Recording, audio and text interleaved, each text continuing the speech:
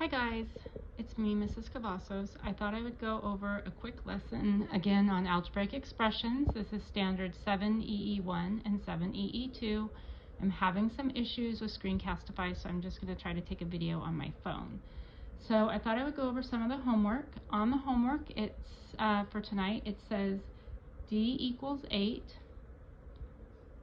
comma, E equals 3, comma, F equals 4, comma, and G equals -1.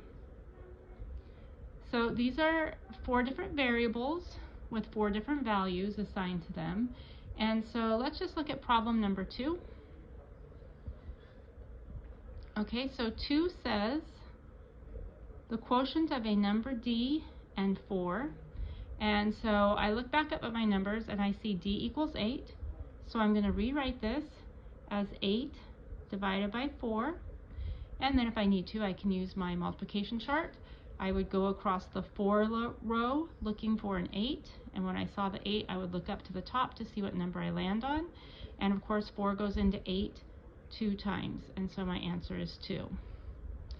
Next, I would like to do number 3. 3 says E times F divided by 4. So first I'm going to rewrite that. I notice that E equals 3 and F equals 4. So I'm going to write 3 times 4. Remember, the second number always goes in parentheses. Divided by 4. Next I'm going to do what's in the numerator first. That's order of operations. 3 times 4 is 12.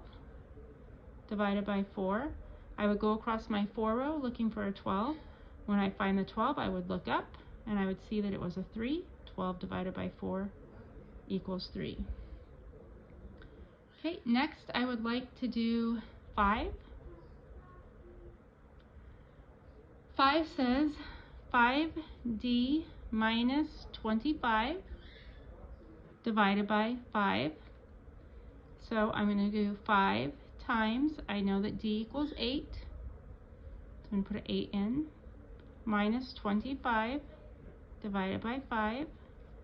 5 times 8 is 40, minus 25 divided by 5.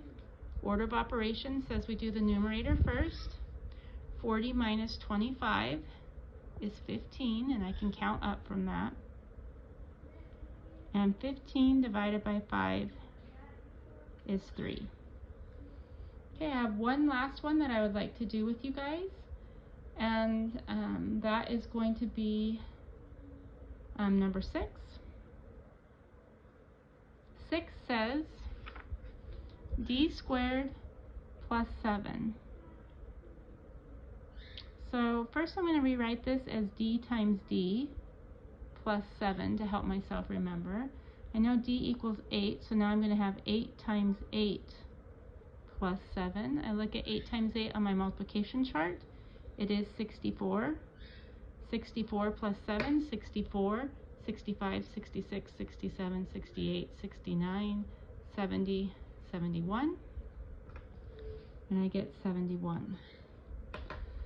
Okay, when you're looking at problem 10, you're going to do the same thing.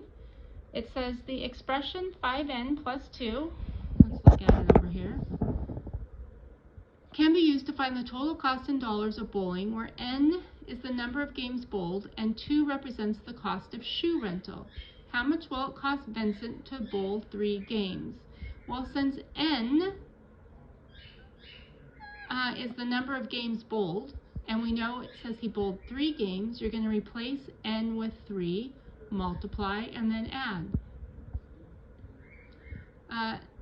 Number 11, a car rental company's fees are shown. Suppose you rent a car using option 2.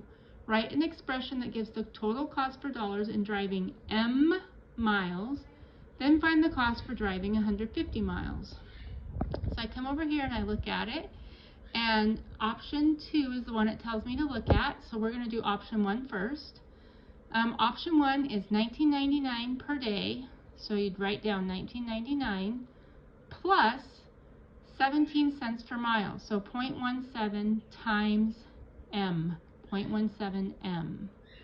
And if I wrote it down, it would look like this. $19.99 plus 17 cents M. Okay, and this is option 1. If I look at option 2, I would replace $19.99 with the $50 fee and my same cents per mile.